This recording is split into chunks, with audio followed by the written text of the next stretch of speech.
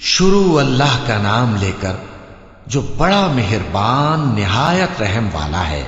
حامیم، اس کتاب روشن کی قسم کہ ہم نے اس کو ایک مبارک رات میں نازل فرمایا، ہم تو خبردار کرنے والے ہیں۔ اسی رات میں تمام حکمت کے کام فیصل کیے جاتے ہیں، یعنی ہمارے ہاں سے حکم ہو کر بے شک ہم ہی فرشتوں کو بھیجتے ہیں۔ یہ تمہارے پروردگار کی رحمت ہے، وہی تو سننے والا ہے، جاننے والا ہے۔ آسمانوں اور زمین اور جو کچھ ان دونوں میں ہے سب کا مالک، بشرطے کہ تم لوگ یقین کرنے والے ہو۔ اس کے سوا کوئی معبود نہیں، وہی زندگی دیتا ہے اور وہی موت دیتا ہے، وہی تمہارا اور تمہارے پہلے باپ دادوں کا پروردگار ہے۔ لیکن یہ لوگ شک میں پڑے کھیل رہے ہیں، تو اس دن کا انتظار کرو کہ آسمان سے صاف دھواں نکلے گا جو لوگوں پر چھا جائے گا، یہ درد دینے والا عذاب ہے۔ اس وقت وہ کہیں گے کہ اے پروردگار، ہم سے اس عذاب کو دور کر، ہم ایمان لاتے ہیں۔ اس وقت ان کو نصیحت کہاں مفید ہوگی، جبکہ ان کے پاس پیغمبر آ چکے جو ہمارے احکام کھول کر بیان کر دیتے تھے۔ پھر انہوں نے ان سے منہ پھیر لیا اور کہنے لگے، یہ تو سکھایا پڑھایا ہوا ہے، دیوانہ ہے۔ ہم تو تھوڑے دنوں عذاب ٹال دیتے ہیں مگر تم پھر کفر کرنے لگتے ہو۔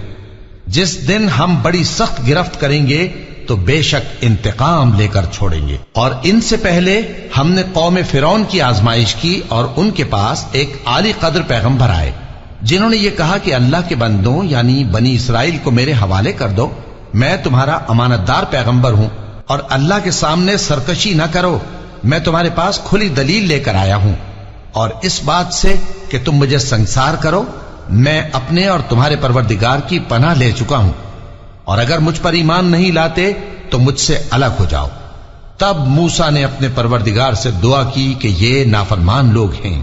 اللہ نے فرمایا کہ اچھا، میرے بندوں کو راتوں رات لے کر چلے جاؤ، اور فرعونی ضرور تمہارا تعاقب کریں گے، اور سمندر سے کہ ٹھہرا ہوا ہوگا پار ہو جانا، تمہارے بعد وہ پورا لشکر ڈبو دیا جائے گا۔ وہ لوگ بہت سے باغ اور چشمے چھوڑ گئے، اور کھیتیاں اور نفیس مکان اور آرام کی چیزیں جن میں وہ عیش کیا کرتے تھے۔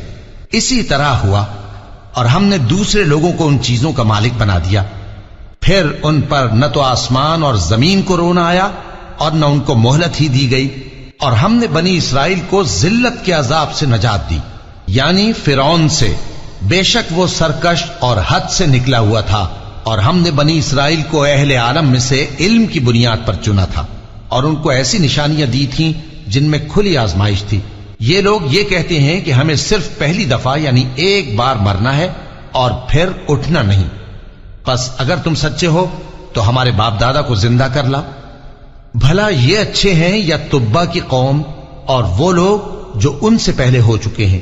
ہم نے ان سب کو ہلاک کر دیا، بے شک وہ گناہگار تھے۔ اور ہم نے آسمانوں اور زمین کو اور جو کچھ ان میں ہے اس کو کھیل کے لیے نہیں بنایا، ان کو ہم نے تدبیر سے پیدا کیا ہے، لیکن اکثر لوگ نہیں جانتے۔ کچھ شک نہیں کہ فیصلے کا دن ان سب کے جی اٹھنے کا وقت ہے، جس دن کوئی دوست کسی دوست کے کچھ کام نہ آئے گا، اور نہ ان کو مدد ملے گی مگر جس پر اللہ مہربانی کرے۔ بے شک وہی غالب ہے، بڑا مہربان ہے۔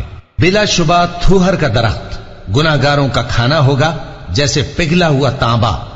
وہ تھوہر پیٹوں میں اس طرح کھولے گا جس طرح گرم پانی کھولتا ہے۔ حکم دیا جائے گا کہ اس کو پکڑ لو اور کھینچتے ہوئے دوزخ کے بیچوں بیچ لے جاؤ، پھر اس کے سر پر کھولتا ہوا پانی اونڈیل دو کہ عذاب پر عذاب ہو۔ اب مزہ چکھ، تو بڑی عزت والا اور سردار تھا۔ یہ وہی دوزخ ہے جس میں تم لوگ شک کیا کرتے تھے۔ بے شک پرہیزگار لوگ چین کے مقام میں ہوں گے، یعنی باغوں اور چشموں میں باریک اور دبیز ریشم کا لباس پہن کر ایک دوسرے کے سامنے بیٹھے ہوں گے۔ وہاں اس طرح کا حال ہوگا، اور ہم بڑی بڑی آنکھوں والی حوروں کو ان کی بیویاں بنا دیں گے۔ وہاں امن و اطمینان سے ہر قسم کے میوے منگائیں گے اور کھائیں گے، اور پہلی دفعہ کے مرنے کے علاوہ موت کا مزہ پھر نہیں چکھیں گے، اور اللہ ان کو دوزخ کے عذاب سے بچا لے گا۔ یہ تمہارے پروردگار کا فضل ہے، یہی تو بڑی کامیابی ہے۔